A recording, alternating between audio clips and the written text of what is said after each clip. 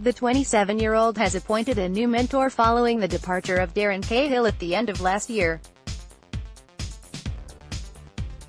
Former world #1 Simona Halep has officially started working with Belgian coach Thierry Van Cleemput following weeks of speculation. The reigning French Open champion has been in discussions with Cleemput since the Australian Open, where she lost in the fourth round to Serena Williams. Shortly after the conclusion of the tournament, the two meet once again in Halep's home country of Romania. She's an amazing player, her level is amazing and she has all the qualities to return back to the top of the WTA rankings, Cleemput told reporters in Bucharest last month. The new partnership has been confirmed. WTA insiders Courtney Nguyen, who had been in contact with Halep's management. Their collaboration will officially start at the Doha Open, which will get underway next week. Although the two have already been training together, we have trained very well. We've started the collaboration and we work together. I hope it will be alright.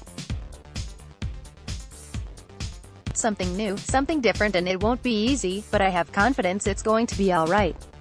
The coaching methods are somehow different, his personality is different, but it is a new challenge for me and I'll see how I can cope with it, Digisport quoted Halep as saying.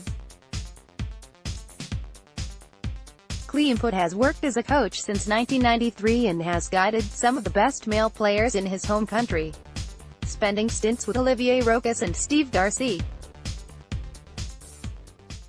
He was also the assistant team captain of the Belgian Davis Cup team between 2002 to 2005. Cleemput has most recently been working with David Goffin. The two separated on mutual grounds at the start of the season. Halep, who ended her 2018 season early due to a back injury, has started this year with a win-loss record of 3-2. At the Australian Open, she scored wins over Kaia Kanepi, Sofia Kenin and Venus Williams. However, the run was not enough to protect her #1 ranking.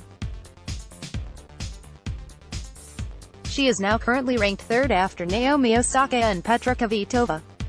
This weekend Halep will lead her country in their Fed Cup clash against the Czech Republic in Ostrava. Following the 2018 Australian Open, I wrote a story titled "Players' Union, Is It Needed?", which examined how tennis professionals, contrary to popular assumptions, really didn't have effective representation, along with the necessary protection needed to participate in such a grueling sport. Following this year's championship Down Under, I have updated the feature. At the annual mandatory 2018 ATP Players meeting in Melbourne prior to the start of the Australian Open, Novak Djokovic, the president of the Players' Council, discussed creating a real players' union. The idea involved forming an organization that was solely focused on improving the well-being of its members. Unfortunately, the day after that idea was put forth, Djokovic backpedaled. Borrowing, perhaps, from the fake news pillorying that has become a part of today's political news cycle, he claimed his message was taken out of context. Somehow, he overlooked the fact that he had a lawyer with union expertise on hand to discuss some of the details involved in creating a legitimate union. He claimed that all he was interested in seeing was that the players earned more from the game's behemoths, the fortune-making Grand Slam tournaments. While the prize money has increased and the slams, along with many other tour events, have added a collection of player amenities, the point is clear. The union concept didn't gain traction. The alphabet leaders, particularly the ATP and ITF, joined by organizations representing players, the tournaments themselves and other assorted tennis business interests, made sure it remained a decent idea and nothing more. Bottom line, there is no way this group was going to lose its almost ironclad control of the game. For whatever reason, the WTA has been sidetracked and become a meaningless acronym with next to no grasp of comprehensive player representation. As a result, it is not part of the discussion, maintaining the status quo, albeit with occasional new touch-ups to cover the surface. Chipping seemed entrenched until Chris Kermode's leadership was put in the spotlight this year in Melbourne. Vasek Pospisil, who is on the player council representing those ranked between 50 and 100, emailed fellow players saying that the group should begin to act like it was involved in running a major business. What's more, members should not be afraid to voice opinions. The Canadian pointed out that the current ATP operation clearly favors tournaments and the individuals, companies that own them, meaning that the players are secondary at best, even though they are the ones the throngs of fans pay the big bucks to see. He suggested that Kermode's contract should be terminated and a CEO, who focuses on players' genuine interests, should be found. Vasek Pospisil writes an impassioned letter to players ranked 50 to 100 in advance of tonight's ATP_Tour meeting calling for regime change.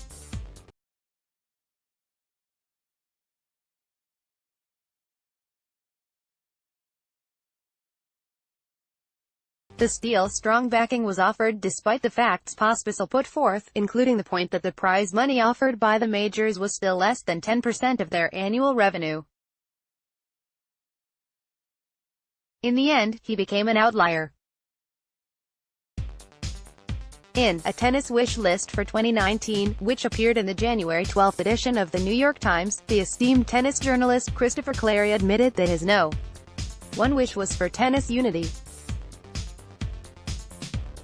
He wrote that would require each of tennis's 7 governing bodies to cede some of its authority, a situation that would probably require an existential threat to the game's viability or profitability.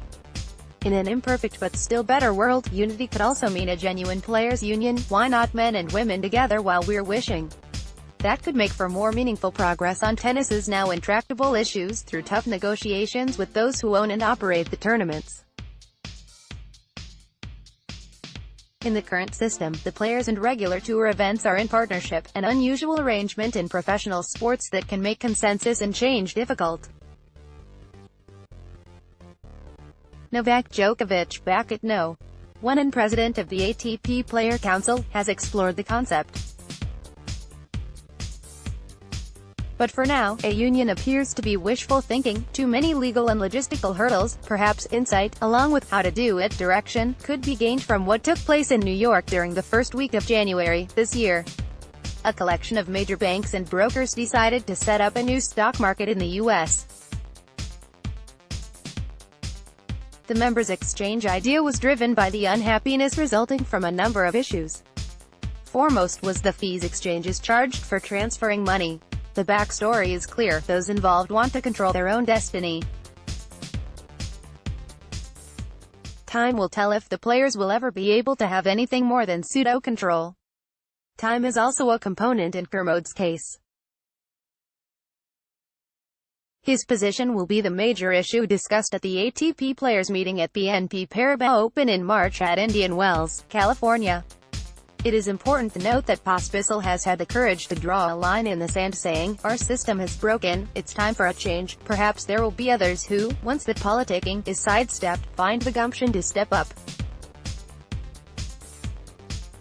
Imagine if a standalone organization, a player collective sans tournaments, agents and organizations, was decided upon.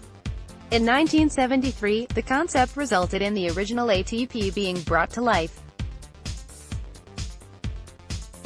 In 1990, a bad knockoff version 2 originated.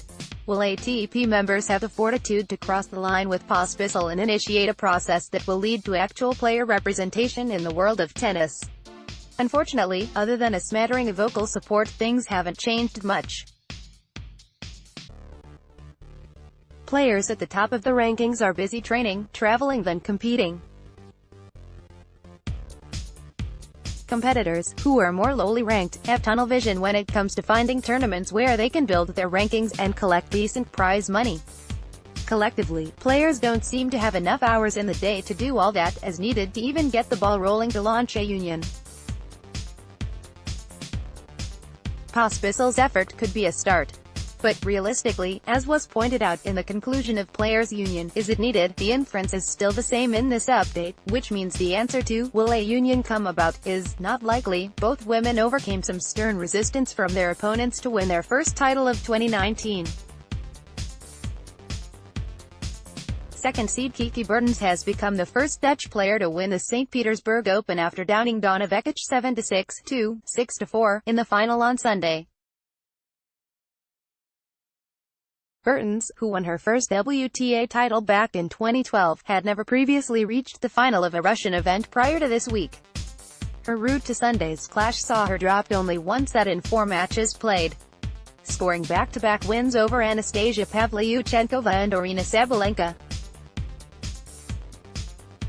Meanwhile, Bekic's route saw her stun Australian Open runner-up Petra Kvitova in the quarter-finals, followed by a win over veteran player Vera Zvonareva. Despite being ranked 22 places higher than her opponent, Bertens was under pressure early on in the match. A double break in Bekic's advantage resulted in the Croat racing to a 5-2 lead. Despite the blip, Bertens clawed her way back to level 5-5 before taking the opening set into a tiebreaker. She then went on to race through the tiebreak, which she closed out with the help of a carefully placed serve down the middle of the court. The roller coaster battle continued in the second set with changes in momentum taking place. Bertens managed to open up a set and a 3-1 lead, before having her serve broken once again. The pivotal moment for the world number 8 occurred at 4-4. Nearing towards the finish line, she broke for a 5-4 advantage with the help of a costly double fault from across the court. Serving for the match, Bertens clinched victory with a backhand shot that clipped the top of the net before landing on Bekic's side. I remember in my mind the last time I was playing Donna I had match points too, and then I lost the match. So yeah, I was really focused there and I am happy I managed to finish it in that game, Bertens said afterwards. It is great to be here, in St. Petersburg. It was a great week. Bertens fired 8 aces past Bekic and converted 4 out of her 5 breakpoint opportunities.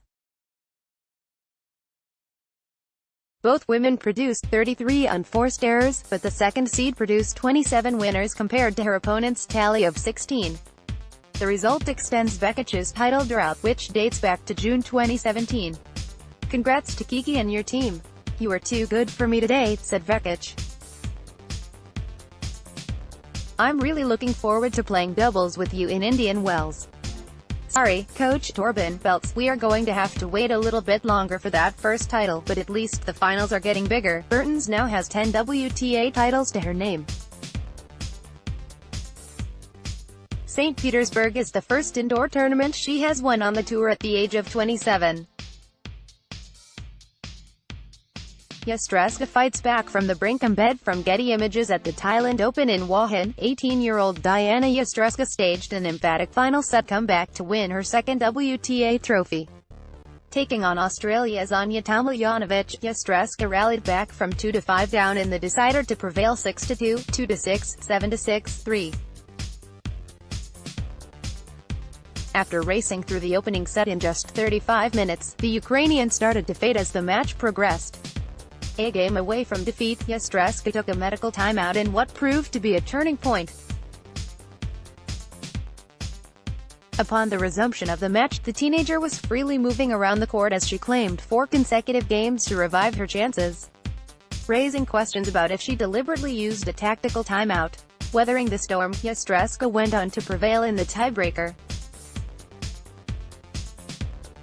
A Tomljanovic backhand into the net rewarded her with 3 championship points. She converted her first with the help of a blistering forehand cross-court winner.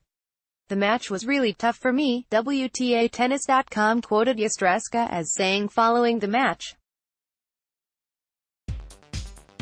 The first set I played maximum, and the second set, I felt that I can't play like that, like how I played the first set, and I didn't know what's going on.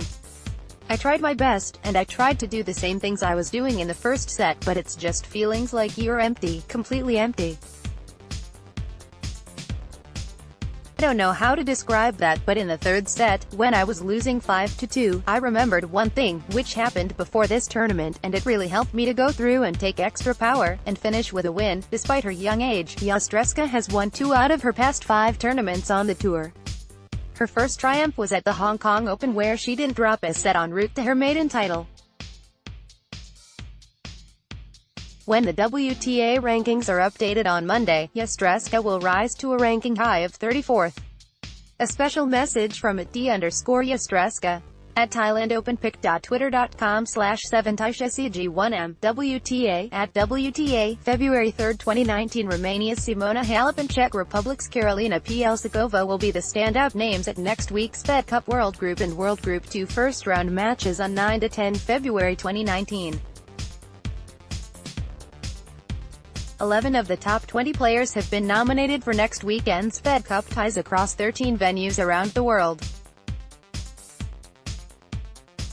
The other top players, who have been nominated are France's Caroline Garcia, Belarus' Aryna Sabalenka, USA's Madison Keys, Australia's Ashley Barty, Ukraine's Elena Svitolina, Denmark's Caroline Wozniacki, Russia's Daria Kasatkina and Estonia's Anett Kontaveit. Former world number 1 Simona Halep will headline a strong Romanian team, which travels to Ostrava to play against Czech Republic. Halep will be joined in the Romanian team by Michaela Buzarnescu, Irina Camelia Begu, Anna Bogdan and Monica Niculescu. Czech Republic is aiming at scoring the third win over Romania at this event in front of their home fans after clinching the first two ties between these two nations in 1980 and 2016. Czech captain Petr Pále, who guided Czech Republic to 7 titles in 2011, 2012, 2014, 2015, 2016 and 2018, has nominated Karolina Pliskova, Katerina Sinikova, Marketa Vondrausova and Barbara Krejcikova. Caroline Garcia will make her return to Fed Cup for the French team, which will travel to Liège to play against Belgium in the country hall Serre-Tillman. The French team, now guided by Julien Benneteau, also features Kristina Ladenovic, Alizé Cornet, Pauline Parmentier and Fiona Ferro. Last year's Australian Open semi-finalist Elise Mertens will headline the Belgian team, which also features Alison van Uytvanck, Kirsten Flipkens and Isaline Bonaventure. Germany will be aiming at reaching the Fed Cup semi-finals for the second consecutive year, when they face Belarus at the Volkswagen Halle in Braunschweig. Andrea Petkovic will be the standout name in a strong German team, which also features Tatiana Maria, Mona Bruthel, Laura Siegmund and doubles specialist Annalena Gronefeld. Germany are bidding to repeat their first-round win against Belarus last year. The Belarusian team, captained by Tatiana Pouchek, has a lot of talented players in the team like world number 10 Aryna Sabalenka, Alexandra Sasnovich, Victoria Azarenka, Vera Lipko and Lidzia Morozova. U.S. captain Kathy Rinaldi has nominated this year's Australian Open semi-finalist Danielle Collins for the first-round tie against Australia in Asheville. Collins was nominated last year for the Fed Cup final against Czech Republic, but she did not play. The U.S. team will also feature Madison Keys, Sophia Kenin and Nicole Melliker. Australian captain has nominated this year's Sydney finalist Ashley Barty, Daria Gavrilova, Priscilla Hahn, Kimberly Hunt and Astra Sharma. Camilla Giorgi and Belinda Bencic will headline the World Group 2 between Switzerland and Italy and Biel. Giorgi will make her comeback to the Fed Cup after nearly 3 years. Her last appearance at this event dates back to the Fed Cup first-round tie against France in 2016. World number 13 Anastasia Sevastova and Yelena Ostapenko will be in the spotlight in the World Group 2 tie between Latvia and Slovakia in Riga. Dominika Sabulkova will make her first appearance for the Slovakian team in nearly 3 years.